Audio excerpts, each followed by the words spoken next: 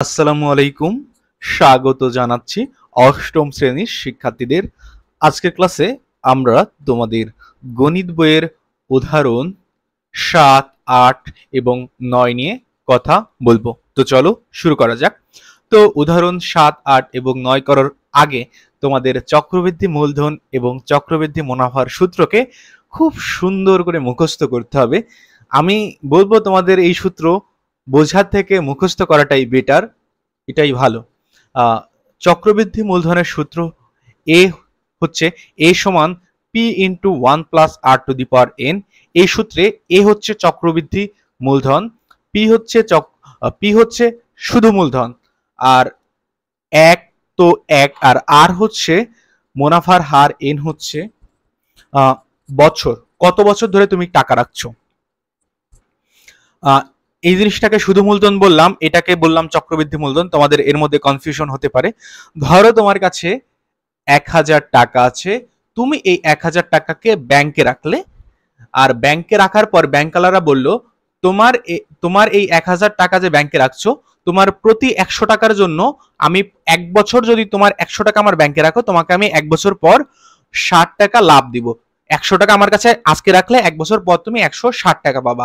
এই আর হচ্ছে তখন ৭% হবে, এবং তোমার ১ বছর পর তুমি যে ১৬০ টাকা পাচ্ছ, তাহলে ১,০০০ টাকার ক্ষেত্রে কত পাবা?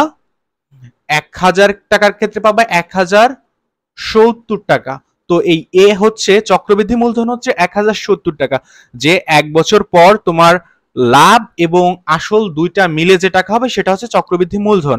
আর এই পি হচ্ছে যেটা তোমার আসল, যেই টাকাটা তুমি ব্যাংকে রাখছো, আর আর হচ্ছে তারা যেই হারে তোমাকে সুদটা দিবে বা লাভটা দিবে। তো আমি আবার একবার বলি, এ হচ্ছে চক্রবৃদ্ধি মূলধন, পি হচ্ছে পি হচ্ছে আসল বা শুধু মূলধন, আর হচ্ছে মুনাফার হার, এন হচ্ছে বছর, কত বছর রাখছো তুমি। ১ বছর রাখতে পারো, ২ বছর রাখতে পারো, ৩ বছর রাখতে পারো। এন কিন্তু সবসময় বছরে হবে, তুমি বছরে এনকে হিসাব করবা। আর চক্রবৃদ্ধি মুনাফার যে সূত্র সেটা হচ্ছে, তো দেখো এই সি হচ্ছে চক্রবৃদ্ধি মুনাফা। তুমি তুমি ধরো ১,০০০ টাকা রাখলে, সেটা হচ্ছে পি। ১ বছর পর তোমার সেই ১,০০০ টাকা ১,০৭০ টাকা হলো, সেই ১,০৭০ হচ্ছে এ। তাইলে তুমি ১,০৭০ টাকা তোমার শেষে হলো, ১,০৭০ টাকা তোমার বছর শেষে হলো, এবং বছরের শুরুতে তুমি এই ১,০০০ টাকা রেখেছিলে। তো তোমার লাভটা কিভাবে বের করবা? সে ১,০৭০ থেকে ১,০০০ টাকা বিয়োগ করেই তো। তো এই ১,০৭০ হচ্ছে তোমার চক্রবৃদ্ধি মূলধন, আর ১,০০০ হচ্ছে তোমার শুধু মূলধন। তো চক্রবৃদ্ধি মূলধন থেকে শুধু মূলধন বা আসলকে যদি তুমি বিয়োগ করো, তাহলে তুমি মুনাফা পাচ্ছ। শিক্ষার্থীরা, পি হচ্ছে শুধু মূলধন বা আসল, সি হচ্ছে চক্রবৃদ্ধি মূলধন, সি হচ্ছে মুনাফা, আর এ হচ্ছে চক্রবৃদ্ধি মূলধন। এ চক্রবৃদ্ধি মূলধন, পি আসল বা শুধু মূলধন, আর সি হচ্ছে মুনাফা। মাত্র দুইটা সূত্র তোমাদের পড়া লাগবে, একটা সূত্র হচ্ছে এ এর সূত্র, আর একটা হচ্ছে সি এর সূত্র। এখন এখানে আমরা এর মান বসালাম, এই সূত্র থেকে আমরা এর মান পেয়েছি এ সমান পি ইন্টু 1 + r⁴ এই এর মানটা এখানে বসানো হয়েছে, আর পি কে বিয়োগ করা হয়েছে। এরপর পি কে কমন নেওয়া হয়েছে, এখানেও পি আছে, এখানেও পি আছে। তো যদি কমন নেওয়া হয়, এখানে 1 + r⁴ থাকে, আর এখানে মাইনাস দিয়ে এখান থেকে পি কমন দিলে 1 থাকে। তো তোমরা এই সূত্রটা মুখস্থ করবা, আর এই নিচের এই সূত্রটুকু মুখস্থ করবা। এই দুটো সূত্র মুখস্থ করলে চক্রবৃদ্ধি মুনাফার বা চক্রবৃদ্ধি মূলধনের যত অঙ্ক আছে সব পারবা। কি কি সূত্র লাগবে? এ সমান পি ইন্টু 1 + r⁴, আর একটা হচ্ছে সি সমান পি ইন্টু 1 + r⁴ এই দুটো সূত্র মুখস্থ করো। আমি ধরে নিচ্ছি তোমরা মুখস্থ করছো। এখন আমি উদাহরণ ৭-এ যাব। তো উদাহরণ ৭-এ কি অঙ্ক লেখা আছে দেখো, ৭% হারে ২০,০০০ টাকার ৫ বছরের চক্রবৃদ্ধি মূলধন কত? এই অঙ্কটা দ্বারা বুঝিয়েছে, তুমি যদি ব্যাংকে ২০,০০০ টাকা রাখো আজ, এবং তোমাকে ব্যাংকওয়ালারা বলছে তোমার টাকা যদি তোমাকে আমরা ৭% হারে সুদ দেব বা মুনাফা দেব, মুনাফা মানে সুদ, ৭% হারে সুদ দেব। তো তো তুমি যদি ওই টাকাকে ৫ বছর রাখো, তাইলে তুমি মোট কয় টাকা পাবা? ২০,০০০ টাকা যদি ৫ বছর রাখো, তাহলে তুমি কয় টাকা পাবা? এটাই আসলে এই অঙ্কে করতে বলেছে। তো চক্রবৃদ্ধি মূলধনের সূত্র কি ছিল? এ এ সমান পি ইন্টু 1 + r⁴, এটা কিন্তু এই সূত্রটাই। এখন প্রারম্ভিক মূলধন পি সমান এখানে 20,000 আছে, তুমি 20,000 লিখলা। এরপর মুনাফার হার 7%, 7%কে তুমি 7/100 লিখতে পারো। যদি এখানে 8% থাকতো তুমি 8/100 লিখতে পারতে। যদি 9% থাকতো তুমি 9/100 লিখতে পারতে, সমান 0.07। আর সময়কাল হচ্ছে 5 বছর, এখানে বলে দেওয়া আছে। তো এখন তুমি শুধু এই মানগুলোকে এই যে সূত্রটা আছে এই সূত্রের মধ্যে বসাবা। তো তুমি পি এর মান বসাইলা, 1 এর মান বসাইলা, আর এর মান বসাইলা, আর সমান 7/100 বসাইলা, এর মান 5 বসাইলা। এই লাইন থেকে এই লাইনে কিভাবে এসেছি, শুধুমাত্র এখানে আমি যোগ করে এই 7কে 100 দ্বারা ভাগ করলে যেটা হয়েছে সেটা লিখছি, এবং এর উপরে পাওয়ার 5 আছে। এরপরে কিন্তু আমি উত্তর লিখে দিয়েছি। এখন তোমরা যদি এই ক্যালকুলেশনটা না বুঝো, আমি এই ক্যালকুলেশনটাকে শিক্ষার্থীরা বারবার দেখাইতে চাচ্ছি না। আমি এই ভিডিওর আগে যে ভিডিও আছে সেই ভিডিওতে ক্যালকুলেশনটা দেখাইছি, এবং তার আগে আমার একটা ভিডিও আছে, তোমরা আমার এই প্লেলিস্টে দেখতে পারো, যে অঙ্ক করার আগে ক্যালকুলেশন শিখি, এই টাইটেলে আমার একটা অঙ্ক আছে। সেই একটা ভিডিও যদি দেখো এবং শিখো, তাহলে তোমাদের এইসব ক্যালকুলেশন আর আলাদাভাবে করা লাগবে না, তোমরা এমনিতেই বুঝতে পারবা। আমি বারবার প্রত্যেক ভিডিওতেই ক্যালকুলেশন যাতে শিখিয়ে দেওয়া না লাগে, সেজন্য আমি তোমাদেরকে একটা ক্যালকুলেশন, শুধু ক্যালকুলেশনেরই একটা ভিডিও দিয়েছি, তোমরা ওই ভিডিওটা দেখবা। আর একটা জিনিস কি, তোমরা এই লাইন থেকেই সোজা উত্তর লিখতে পারবা, এই লাইন থেকে এই লাইনে লিখতে পারবা। মাঝখানের অঙ্ক করো না করো এতে কোনো তোমাদের ইফেক্ট পড়বে না। তোমরা ক্যালকুলেটর দিয়ে, সাইন্টিফিক ক্যালকুলেটর দিয়ে এই অঙ্কটা এক লাইনে করা যায়, তোমরা সেভাবে করা শিখে নিও। আর যদি তোমরা ওইভাবে করতে না চাও, ভেঙে ভেঙে করতে চাও, সেটাকেও আমি একটা ভিডিওর মাধ্যমে দেখিয়ে দিয়েছি, সেটা তোমরা দেখতে পারো।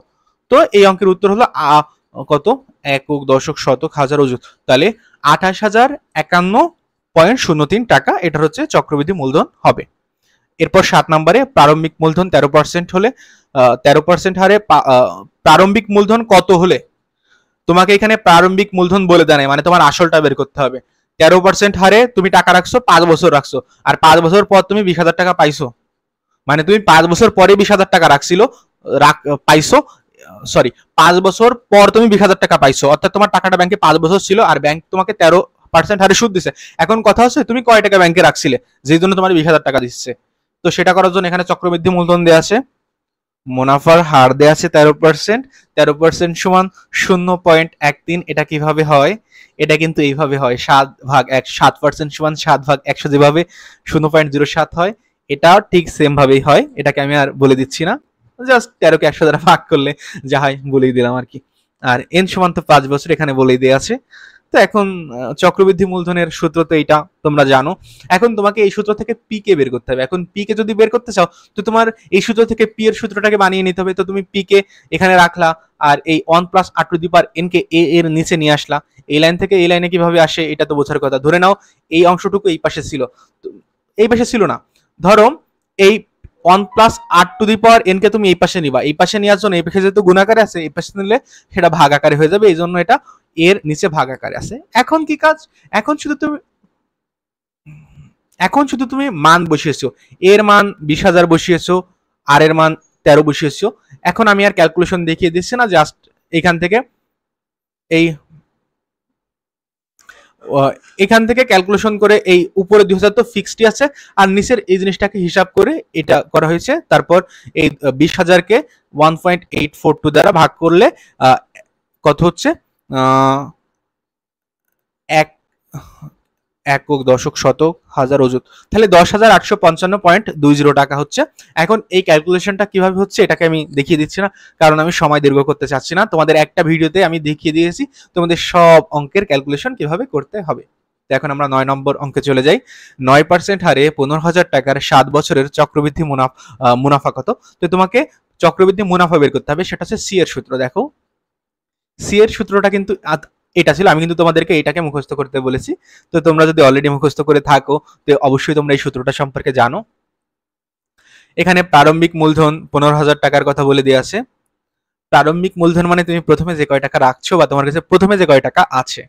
তো মুনাফার হার 9%, 9% সমান 9/100 সমান 0.09, সময়কাল সমান 7 বছর।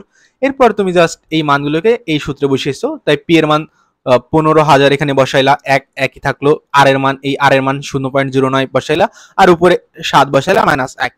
তো এখন এই দুটাকে যোগ করে দিলা, এই যে 1.09 এর পাওয়ার এখন 7 -1, এখন এই এই লাইন থেকে এই লাইনকে যদি তুমি ক্যালকুলেশন করো এই লাইনে আসো।